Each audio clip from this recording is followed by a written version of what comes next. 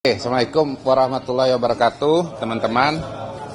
Terima kasih, ini pertama kali teman-teman hadir langsung di ruangan di KSP ya. Pertama-tama tentu saya dalam rangka respon kepada teman-teman. Yang kedua memang ini bukan mau ngambil alih tugas dari teman-teman Badan Komunikasi Pemerintahan ya. Ini dalam rangka menjalankan tugas dan peran dari KSP, Kantor Staf Presiden. Jadi Kantor Staf Presiden itu kalau bicara tugasnya, perpresnya itu kan adalah mengawal program-program prioritas Presiden, pemerintahan, dan mengelola isu strategis. Jadi pintu masuknya di sana. Nah, saya ini mau kalibrasi dulu dengan teman-teman supaya ke depan dah sama ya frekuensinya ya.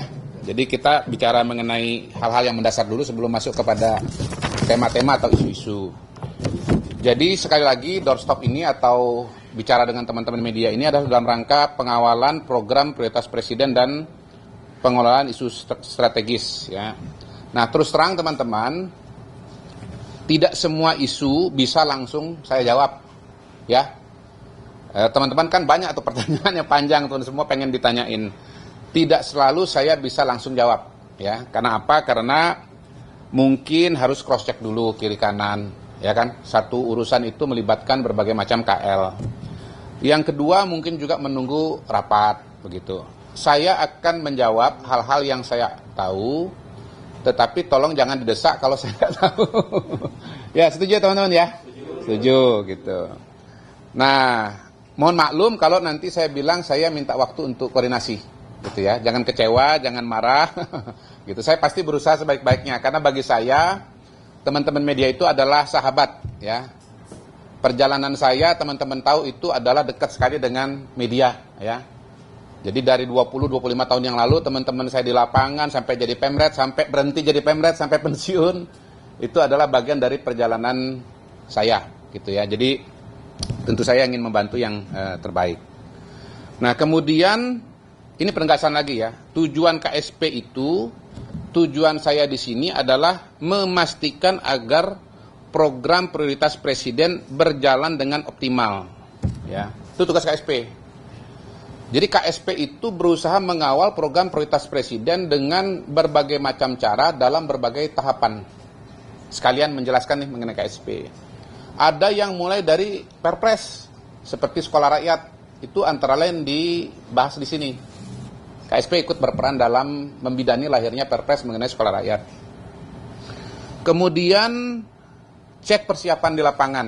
Saya misalnya kalau sekolah rakyat itu, saya lihat ke lapangan proses renovasi sekolah rakyat transisi ya, rintisan. Itu.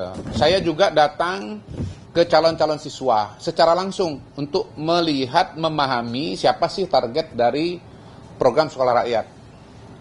Ketika sudah berjalan, saya datang ke sekolah rakyat untuk melihat proses yang berjalan di sekolah rakyat. Bagaimana perasaan, bagaimana kondisi anak-anak, bagaimana kondisi sekolah rintisan, bagaimana kondisi guru. Sehingga bisa diurut mulai dari konsep, perencanaan, pelaksanaan, persiapan, pelaksanaan. Nanti mudah-mudahan sampai kepada hasil, ya teman-teman ya. Jadi itu adalah pekerjaan-pekerjaan yang dilakukan oleh KSP. Nah, saya melihat teman-teman, ini yang mungkin baru ya, inovasi ya, inovasi ini. Komunikasi lewat media massa itu juga bagian dari proses pengawalan yang kami lakukan dalam mengawal program Presiden.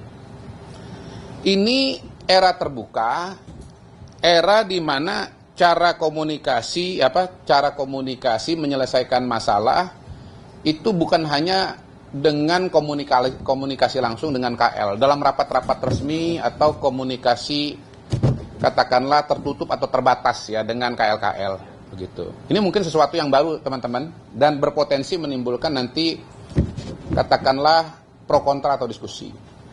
Karena mungkin saja ada teman-teman dari KL yang lain yang mengatakan nanti wah kita jangan ngomong di media dong. Ya kan?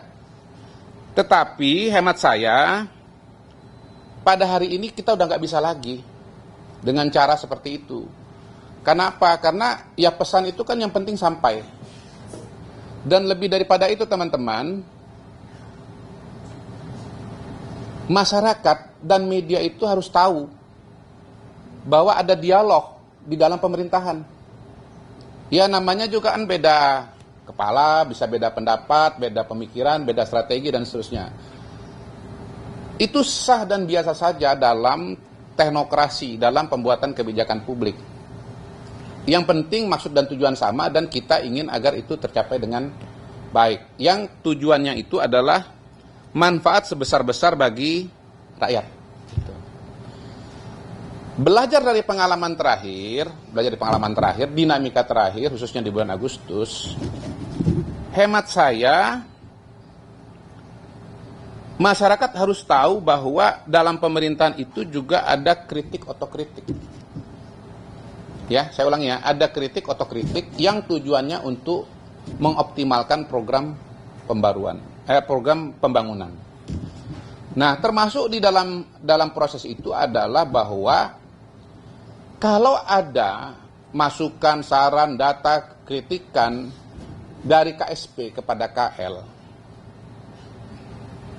itu tujuannya juga mewakili suara dari masyarakat. Jangan sampai masyarakat merasa bahwa pemerintahan Pak Prabowo ini buta dan tuli. Apa istilahnya zaman sekarang? Tone deaf ya. Gitu. Minum dulu, aus. Masyarakat harus tahu bahwa pemerintah itu tidak buta dan tuli, alias tone deaf. Harapan saya, kalau kemudian nanti ada warga masyarakat yang nonton ini ya, misalnya pembahasan mengenai MBG, begitu pembahasan itu dilakukan oleh KSP, maka kemudian masyarakat akan merasa terwakili. Oh, ternyata staf presiden tahu bahwa ada masalah. Gitu. Mungkin ojol yang melihat itu, yang merasa punya perasaan seperti itu, kalau melihat misalnya kepala staf kepresidenan udah ngomong, dia udah merasa terwakili. Dan dia bisa bergeser dengan kegiatan berikutnya. Mungkin ambil orderan berikutnya dan seterusnya. Tapi kalau masyarakat tidak melihat ada elemen dari pemerintahan, dari eksekutif, yang memberikan katakanlah masukan, kritikan, mengingatkan, maka lama-lama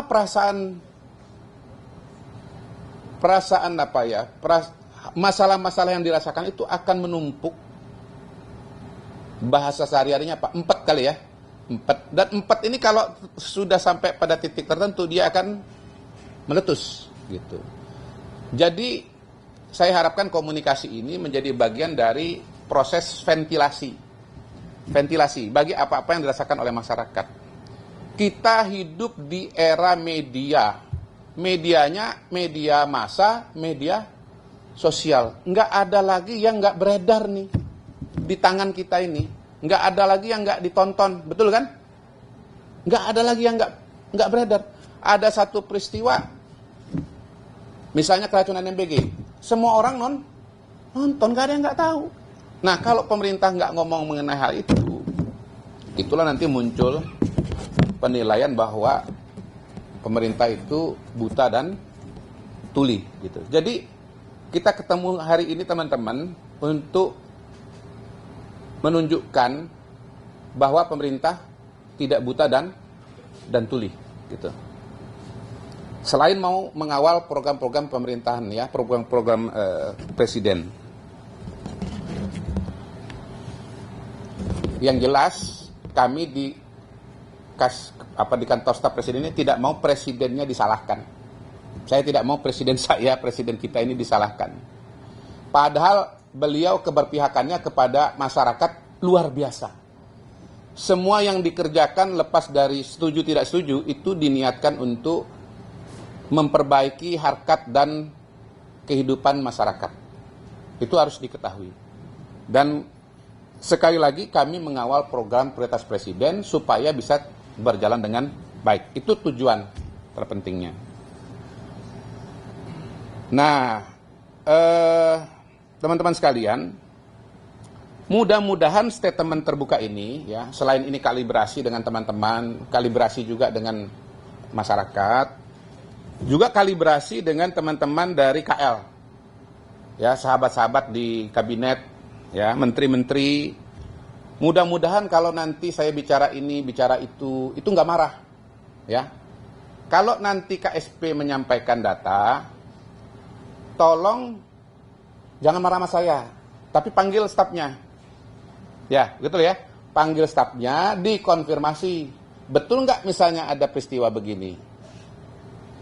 Kalau memang betul ada masalah, mari diperbaiki. Bisa sendiri, bisa melibatkan KL lain, bisa juga melibatkan KSP. KSP itu berkali-kali terlibat dalam proses-proses membantu penyelesaian masalah dalam implementasi program yang istilahnya debottlenecking itu, gitu loh. Tujuan KSP sekali lagi memastikan program prioritas Presiden berjalan dengan optimal.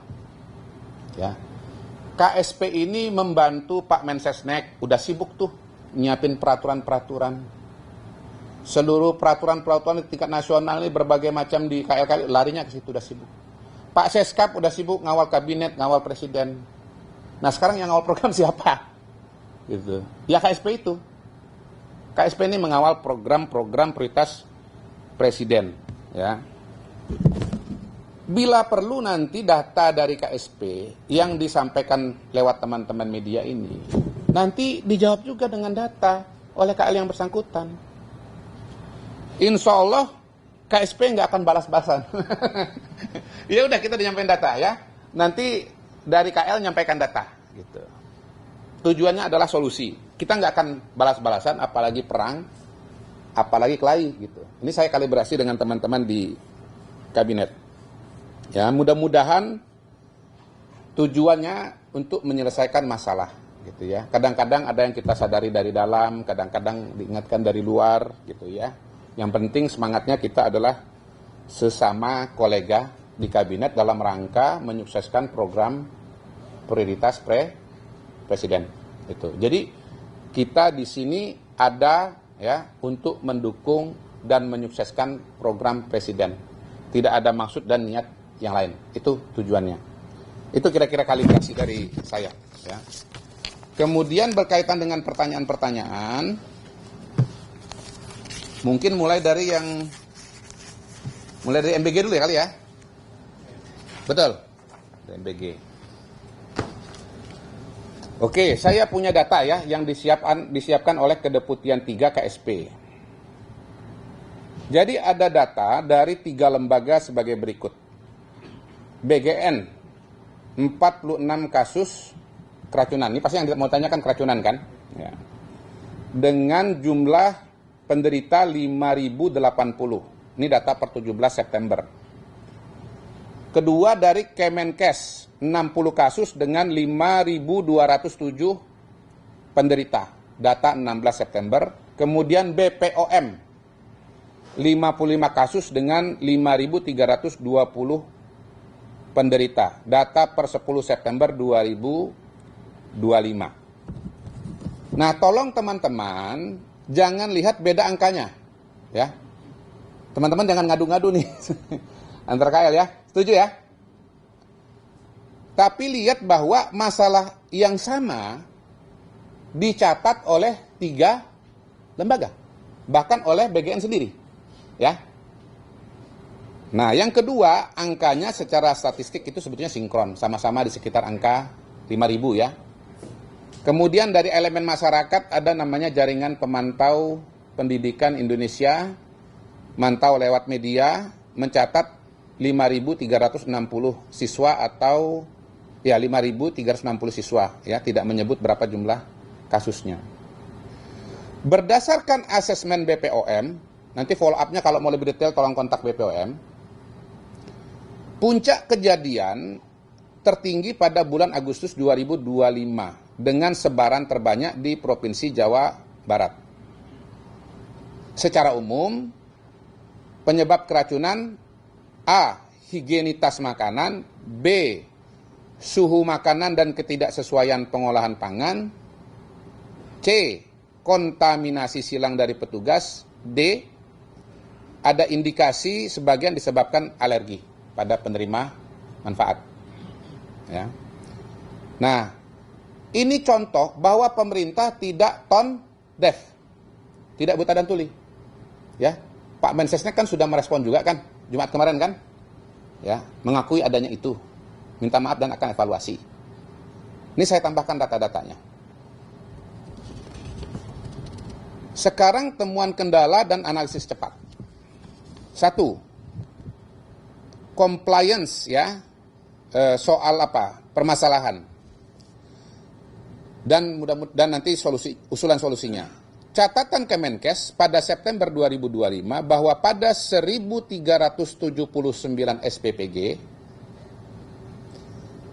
ada 413 yang memiliki SOP keamanan pangan dan 312 SPPG yang menjalankan SOP.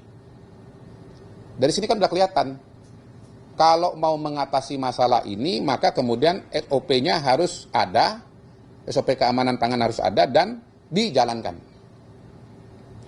Pada sisi lain, Kemenkes memiliki sertifikasi layak higien dan sanitasi, SLHS, sebagai bukti tertulis untuk pemenuhan standar baku mutu dan persyaratan keamanan pangan olahan dan pangan siap saji.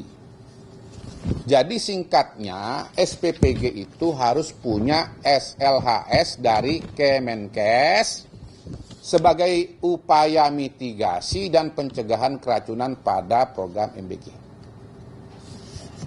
Ya, ini kan contoh bagaimana satu program itu nggak bisa berdiri sendiri, terlibat juga KL yang lain. Berdasarkan data Kemenkes lagi, dari 8.583 SPPG per 22 September, ada 34 SPPG yang sudah memiliki SLHS. 8.549 SPPG existing belum memiliki SLHS.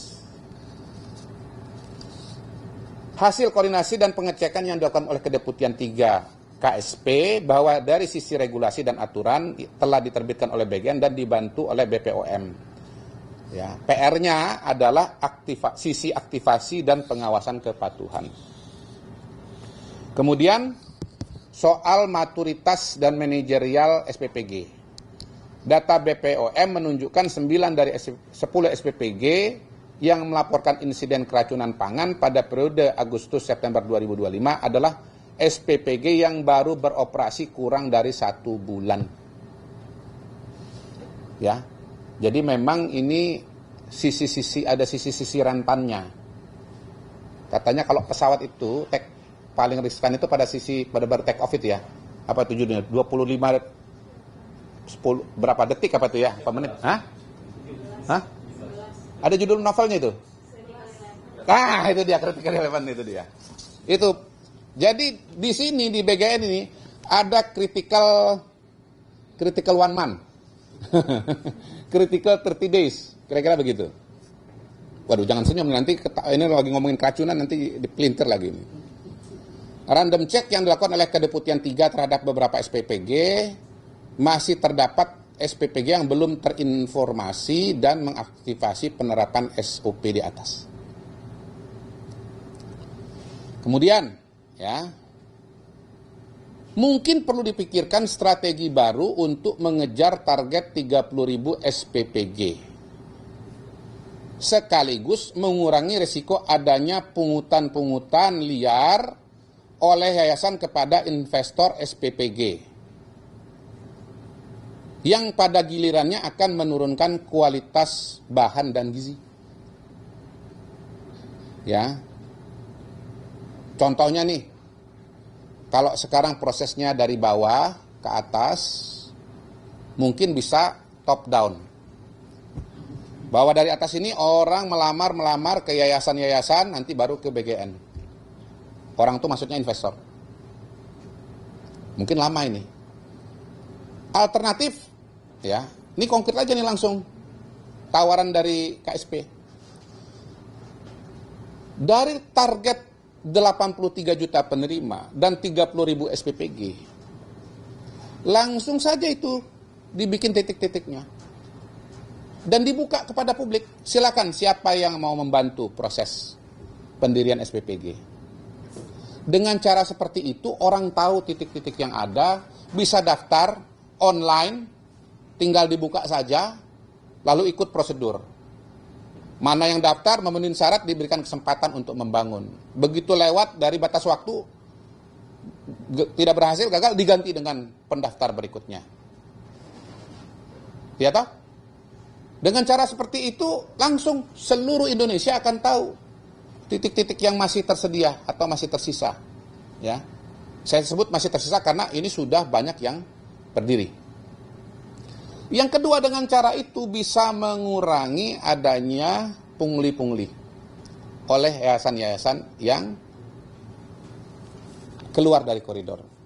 Saya mau mengingatkan dalam rangka menjaga program Presiden dalam menjaga anak-anak kita. Kalau ada pungli pada SPPG, maka alokasi angka 10.000 untuk bahan pangan MBG ini nanti bisa berkurang. Tergantung berapa punglinya. Itu yang saya katakan, nanti kualitas gizi dan kualitas bahannya akan menurun. Yang ujungnya bisa menimbulkan resiko keracunan. Nanti yang dibeli adalah bahan-bahan yang kualitas rendah. Itu. Kenapa hal ini menjadi penting? Ini bukan semata-mata angka uang, tapi ini adalah kesuksesan dari program MBG tersebut. Kalau dijalankan dengan benar, teman-teman sekalian, ya, pengelolaan SPPG, ya, manajemen SPPG, ya, tidak ada pungli sesuai dengan SOP, ada SLHS, insya Allah program MBG akan berjalan dengan baik dan resiko keracunan bisa diatasi. Ya. Nah, konkretnya apa, teman-teman? Ya, jadi SLHS harus ada di semua SPPG. Kemudian untuk mengatasi masalah maturitas SPPG agar Kementerian Kesehatan dapat menugaskan Dinas Kesehatan atau Puskesmas yang terdekat, ada 10.000 puskesmas di seluruh Indonesia untuk membantu pengawasan SPPG melalui inspeksi kesehatan lingkungan setiap bulan. Ya. Atau misalnya karena bulan pertama tadi critical one month, ya, itu bila perlu seminggu sekali. Konkret nih. Soal apakah ini bisa diimplementasikan atau tidak, silahkan komunikasi KL yang bersangkutan, ya. Misalnya bagian dengan Kementerian Kesehatan. Nah, sebetulnya hal ini juga sudah direkomendasikan dalam rapat koordinasi lintas KL terkait pencegahan dan penanggulangan keamanan pangan pada tanggal 11 September 2025. Sekali lagi, ini menunjukkan bahwa pemerintah tidak tutup mata, tidak buta dan tuli. Ya. Itu, teman-teman, intinya ya, mengenai MBG dan isu keracunan. Wah, ini sebentar lagi saya harus jalan. Oke. Kemudian topik berikutnya, ya, kenaikan gaji. Oke, kenaikan gaji. Sampai saat ini kebijakan kenaikan gaji belum bisa dipastikan. Ya, rencana kebijakan ada dalam lampiran Perpres 79/2025 sebagai pemutahiran rencana kerja pada 30 Juni 2025. Ya. Pengalaman menunjukkan bahwa ada rencana-rencana kebijakan yang tercantum dalam RKP tapi tidak atau belum bisa dilaksanakan di tahun bersangkutan. Misalnya cukai minuman berpemanis dalam kemasan, pajak karbon, dan lain-lain.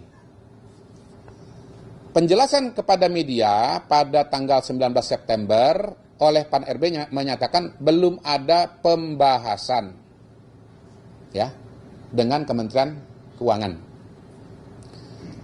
Untuk teman-teman cek ulang, ya, sebetulnya kenaikan gaji untuk ASN itu baru tahun lalu, gitu, baru tahun lalu. mengacu pada PP nomor 5 tahun 2024 dan Perpres nomor 10 tahun 2024. Ya. Jadi terakhir baru tahun lalu naik gaji gitu. Kemudian teman-teman, untuk gambaran ya, exercise dengan asumsi perhitungan kebutuhan penggajian bagi 4,7 juta ASN saat ini membutuhkan sekitar 178,2 triliun per tahun, belum termasuk tunjangan dan THR. Apabila dilakukan peningkatan secara moderat, saya nggak suka sebut moderat, angka 8% aja lah, nanti orang bilang moderat itu 8 itu rendah lagi ya, gitu ya. Pokoknya gitu, seperti kenaikan gaji tahun 2024, maka akan dibutuhkan tambahan minimal 14,24 triliun pada RKP ya. Nah, ini dia. Jadi intinya diperlukan perhitungan keuangan dan kondisi keuangan yang lebih baik atau yang bisa memenuhi kondisi dan ya kebutuhan lah untuk kenaikan gaji ini, teman-teman. Mudah-mudahan itu bisa menjelaskan. Lalu pertanyaan soal IKN. Oke, IKN. IKN ibu kota politik. Ya, ini juga ada di itu ya, Perpres 79 itu ya. Betul ya, teman-teman ya? Sama nih. Perpres yang sama, pemutakhiran rencana kerja 2025 30 Juni 2025. Oke, jadi begini. Pertanyaannya apa ini sebetulnya IKN ibu kota politik ini? Oh, penjelasannya. Oke, jadi gini. Sebetulnya bukan berarti kemudian akan ada ibu kota politik lalu ada ibu kota ekonomi, kan begitu kira-kira kan? Nanti ada ibu kota budaya dan ibu kota lain-lainnya itu nanti. Gitu. Enggak begitu maksudnya. Intinya begini, kalau mau difungsikan sebagai pusat pemerintahan, sebagai ibu kota, maka 3 lembaga yang merupakan pilar ya, kenegaraan, apa aja tuh? Eksekutif, legislatif, dan yudikatif itu sudah harus ada fasilitasnya. Nah, kalau baru ada eksekutif, baru ada istana negara, tapi legislatif DPR-nya nggak ada, nanti ngomong sama siapa? Rapat sama siapa? Kira-kira begitu. Nah, ini sudah ditetapkan oleh Pak Prabowo bahwa per 2028, betul ya? Ketiga lembaga itu sudah harus ada fasilitasnya. Sehingga kalau mau sidang, sudah terpenuhi. Ada semua sudah, eksekutifnya sudah ada, legislatifnya sudah ada, dan yudikatifnya sudah ada. Kemudian soal tim transformasi reformasi Polri, saya belum bisa jawab. Ya, belum sempat telepon kiri, telepon kanan. Gitu. Dan rasa-rasanya sih ini kita tinggal menunggu ya. Karena memang beberapa indikasi menunjukkan bahwa ini sudah berjalan. Misalnya Kapolri resmi membentuk tim transformasi reformasi Polri yang anggotanya itu beberapa puluh perwira. Kemudian juga sudah ada Pak Doviri kemarin dilantik ya untuk memimpin tim ini, dan artinya sih ini akan berjalan. Ya. Kemudian soal pidato presiden, ya, saya kira nggak seru kalau dibocorin. Tapi gini teman-teman tuh sebetulnya nggak perlu nanya.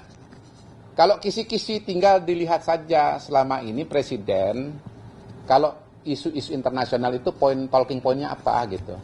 Coba apa coba? Satu apa? Hah? Apa? Coba yang kencang. Nah, terus? Terus? Ya udah itu aja yang diliput. Pernyataan dari teman-teman. Udah bisa nebak kan? Gitu nggak seru lagi kalau dibocorin dari sekarang. Gerakan stop totot walk. Berawal dari protes warganet di media sosial yang menyoroti penyalahgunaan sirene dan strobo pejabat publik. Pak Mensesnek, Mas Pras sudah menegaskan bahwa pejabat publik harus bijak menggunakan pengawalan dan mencontoh Presiden Prabowo, ya, yang hormat kepada pengguna jalan lain. Panglima TNI Jenderal Agus Subianto juga mengaku jarang menggunakan strobo karena merasa terganggu dan ingin memberikan contoh kepada masyarakat. Saya sendiri dari beberapa waktu yang lalu sudah mengatakan saya stop pakai patwal, bukan patwal, rider ya, pakai motoris. Ya, jadi sebelum ini rilis, M Kodari sudah melaksanakan, gitu ya. Tetap ada mobil Walpri, hanya pada kondisi tertentu saja menggunakan strobo. Kalau misalnya harus mengejar meeting dan yang lain-lain, selebihnya tidak dipakai. Dan sebelum kemudian akhirnya diminta tetap gini loh, waktu saya Wakastaf nggak ada Walpri, saya jalan sendiri aja, pakai mobil Innova, ya, dan jam tangan Seiko, nggak boleh flexing, ya. Jadi pejabat publik itu masyarakat taunya maunya nggak boleh mewah-mewah, karena anggarannya dari uang negara dari pajak rakyat. Jangan sampai gua susah-susah, lu senang gitu. Berarti pemerintah tidak nggak buta dan tuli, sudah dilaksanakan. Gitu. Jadi mobil dinas saya Kijang. Walpri ada karena baru beberapa hari aja ya, karena dilantik sebagai Kastaf. Pakai strobo cuman kalau betul-betul diperlukan. Nah teman-teman, karena saya ada meeting berikutnya di PAN RB, dan supaya saya jangan pakai strobo, saya pamit. Karena kalau saya ditahan-tahan lagi, nanti saya pakai strobo, nanti teman-teman akan ngeributin saya. Terima kasih. Wassalamualaikum warahmatullahi wabarakatuh.